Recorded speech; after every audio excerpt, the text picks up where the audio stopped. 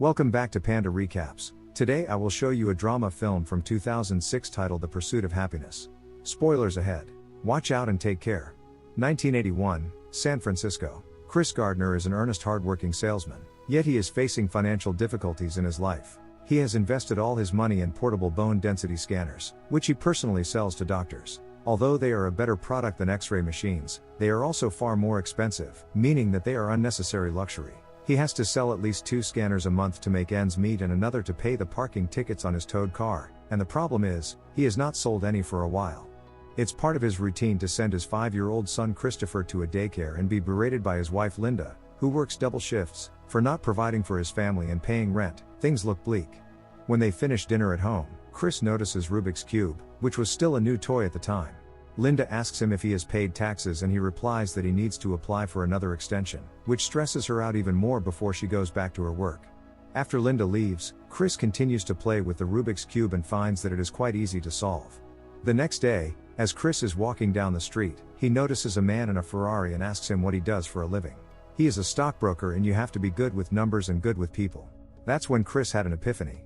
Everyone walking out of the building looked so damn happy and he wanted to look that way too. The next morning, Chris tells Linda that he will be home late because he wants to apply to be a broker because he's good with numbers. Linda makes fun of this fact and thinks it is nonsense. He does not appreciate her distrust of him.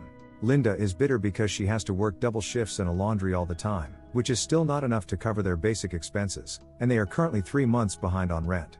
They have another unresolved conflict. Afterwards, Chris goes to a brokerage firm to apply, but feels foolish going in with his scanner, so he leaves it with a street artist for safekeeping and even gives her $1. While applying for the job, he is handed an application for an internship when he sees the street artist run off with his scanner, prompting him to leave quickly. Unfortunately, the street artist manages to escape by train. Only 20 applicants are accepted for the internship, resulting in only one intern being hired at the end of the process. Since he does not have a higher education, he does not have high hopes of being selected from the application form. The next day, the news reports about the new toy and says that it is quite difficult to solve. It took a university professor about 30 minutes. He promises his wife to sell the scanner to ease her worries. On the way to the daycare he teaches his son that happiness does not contain a Y, contrary to what is smeared on the daycare wall. He then makes his way to the Dean Witter brokerage firm and personally delivers his application to the head of HR, Jay Twistle. However, their meeting is brief as he is in a hurry. Outside, Chris arranges another sales meeting for his scanner. That's when he notices the street performer with a friend carrying his stolen device and angrily pursues him. He narrates that he spent his entire life savings on them and that losing one is like losing a month's worth of groceries. After chasing them, he finally gets his device back. However, he now has 2, which is a far cry from his earlier promise to sell one. Later in the day, of course, Linda sees the 2 devices and is disappointed. After giving their son a basketball for his birthday, Chris tries to talk to Linda about what happened earlier with the scanners, but she isn't interested in his excuses. He tries to reassure her that everything will be okay, but she has long since given up hope, so Chris feels even more pressured because he has no one to stand by him in his time of need. Later, Chris approaches Jay, who is hailing a cab. He wants to sit down and talk with him, as he has no news about the application he submitted a month ago. Jay lets him share a ride since Chris is supposedly going to the same place. Chris talks about his hidden abilities and his determination to get the job done, while Jay focuses on the Rubik's Cube, not paying much attention to what Chris has to say, and just mutters that it's impossible to solve. Chris can solve it, but Jay is sure he cannot and gives him the cube to prove it. Just as they arrive, Chris has solved the cube, leaving Jay impressed and stunned. However, Chris is left to pay the fare, which he cannot afford. When the cab stops, he makes a run for it and apologizes at the same time. The driver chases him and says he will kill him. Frightened, he jumps on the first train, but unfortunately his hand gets stuck when the train door closes, and he leaves the device behind, making him devastated. That day, Chris calls Linda and apologizes for being late picking up Christopher. Angry that she missed her shift, she tells him they are leaving. When he gets home, he finds his wife and son gone. But just then he receives a call from Jay telling him that he wants to see Chris the day after tomorrow at the interview for the internship. Jay gives him his secretary's phone number, but because there is no pen and paper nearby, he memorizes the number and goes to a nearby store to write it down. The next day, Chris angrily confronts Linda, who has just dropped off their son at daycare. She tells him that she is just not happy with him anymore. He lets her go, calls her weak, and says that Christopher will stay with him. Afterwards, Chris picks up his son, saying it's just the 2 of them now. In the evening, The landlord demands the rent. He cannot wait any longer. Chris pleads to give him an extension, but the landlord is adamant. He gives Chris a week to move out and he has to paint the walls as payment. The next day, while painting the walls, he hears a knock at the door. It is the police. They take him to the station, where he is forced to pay his parking tickets. He writes a check for all the money he has left, but it cannot be verified until 9:30 tomorrow morning and he is forced to wait here. Chris has no choice but to call Linda to take care of their son while he's gone all night. She agrees on the condition that she will bring him back late tomorrow. The following day, Chris sprints to the job interview at Dean Witter's, still in his dirty, paint-stained clothes. When he arrives at the interviewers, they are all disappointed to see him dressed like a bum. Without sugarcoating it, he explains that he was arrested for not paying his parking tickets. As the interview progresses, the potential supervisor is not impressed with him and asks what Chris would think if he hired a guy who shows up for an interview without a shirt on. He must have had on some really nice pants, and everyone bursts into laughter. As Chris is leaving, Jay approaches him and congratulates him on getting the internship, but there's a problem. Although he hounded him for the internship, it's an unpaid position for the first 6 months. Given the change in circumstances, Chris has to think about it. Jay is upset and tells him that he needs to know Chris's answer by the end of the day. His only resource for the 6 months would be his 4 scanners, which he could still try to sell. If he sold them all, he and his son could make ends meet. Later in the day, Linda finally arrives with Christopher. She tells him that she is going to New York to work as a waitress at her sister's cafe, and that she wants to take Christopher with her. Chris says that he will stay with him. She wants to know what he will do for a living, and he reveals that he got the internship at Dean Witter's. She is still skeptical, but she knows Chris will take care of their son. Chris then calls Jay, accepting the internship. A few days later, with the help of Chris's friend, father and son move a few blocks away to a nearby motel. Later, Chris and his son play basketball and Christopher tells his father that he dreams of going pro. However, Chris tells him that this is highly unlikely and that he should focus on something else, which makes him upset. Chris feels that he is suppressing his son's dreams the same way others suppress his.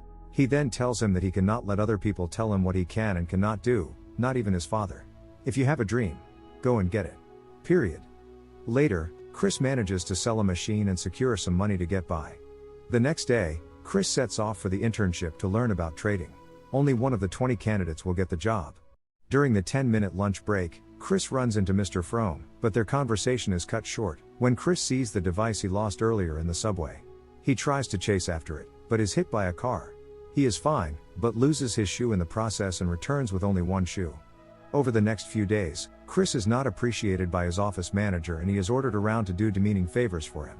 He is left feeling underrated and unappreciated, but he holds his head high and tries his best. Every day is stressful because he has to pick up his son from daycare and has a long drive home that leaves him exhausted, and being behind on rent doesn't make it easier. Whoever brought the most money after 6 months was usually hired. Others stay till 7, but he is Christopher, so he has to do in 6 hours what they do in 9. After 2 months, Chris is not having much success with his call sheet, so he decides to skip the line and go for the big fish, a CEO. He gets an opportunity to get a meeting with him in 20 minutes. Overjoyed, he runs to the meeting when his office manager stops him and asks him to move his car. Unable to find a parking spot and later caught in a traffic jam, he misses the arranged meeting. He is even more frustrated when he sees a parking ticket. That evening, Chris asks his son to come with him on a sales trip tomorrow and that they might go to a football game afterwards.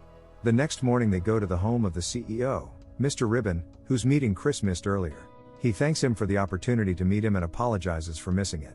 Mr. Ribbon then invites the two to a football game so they can talk.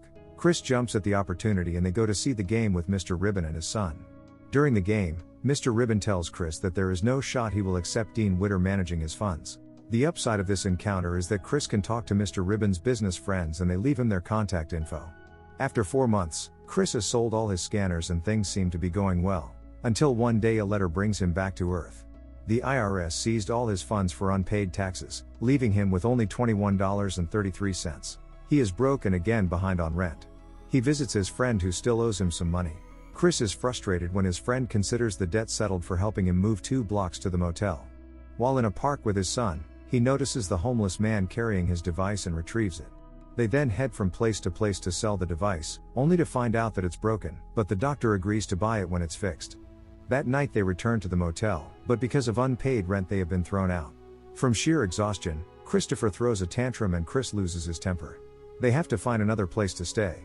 They end up in a subway where Chris tells his son that this device is actually a time machine, and after they push the button, he pretends that they have been transported back to the time of the dinosaurs and they are cavemen and need to find a cave to hide in.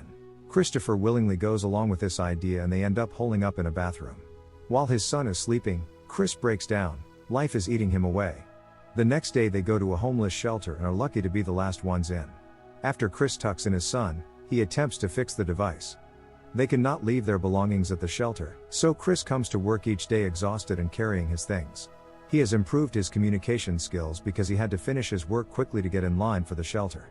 Not long after, Chris takes the internship exam and finishes with ease. He was second to only one guy, who turns out didn't see that he has to write an essay on the back of the paper. Outside, he runs into Mr. Frome, who has forgotten his wallet and asks Chris if he can lend him $5. Although he has hardly anything, he lends him the money. That day they do not get a place to stay and have to sleep on a train. The next morning, Chris sells his blood to buy a part he needs to fix the device. At the shelter, Christopher asks if Mom left because of him. Chris assures him that he had nothing to do with it, to which his son tells him that he is a good father. With the new parts, Chris manages to repair the device, and the next day he successfully sells it, making enough money to stay in a hotel. After the stress has subsided, the two immediately fall asleep. Chris is working hard to get as many clients as possible before the end of the internship. The day before the results are announced about who will get the permanent job, Jay tells Chris that no matter what the results are, he has done a great job. This makes him feel uneasy. He is then called in by the office manager to the office, where Jay and Mr. Frome are waiting for him. All nervous, he tries to crack a few jokes about wearing a new shirt. Mr. Frome tells him to wear it tomorrow as well, since he got the job. Fighting back tears, he thanks the board and Mr. Frome gives him back the $5 he borrowed. Chris talks about this part of his life being called happiness, because all the struggles he endured are finally paying off. No more worries, no more stress, he had no one but Christopher by his side the whole time and he made it. Then he runs straight to the daycare and gives his son a big hug.